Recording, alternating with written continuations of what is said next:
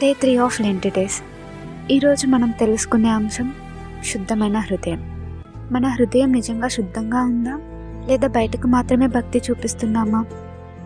దేవుడు మన బాహ్య రూపాన్ని చూడడు, మన హృదయాన్ని చూస్తాడు.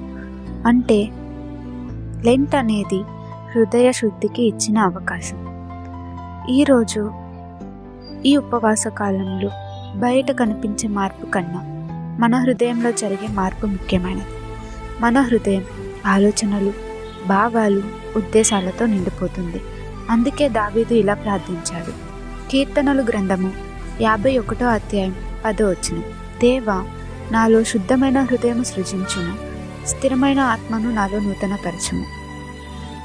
ఈరోజు మనం మనలో ఉన్న అసూయ, కోపం, గర్వం ఇవన్నీ దేవుని ముందు ఉంచుదాం. ఈరోజు ఒక చిన్న ప్రార్థన చేయండి. ప్రభువా, నా హృదయాన్ని శుద్ధి చేయము. కామెంట్లో శుద్ధమైన హృదయం అని రాయండి.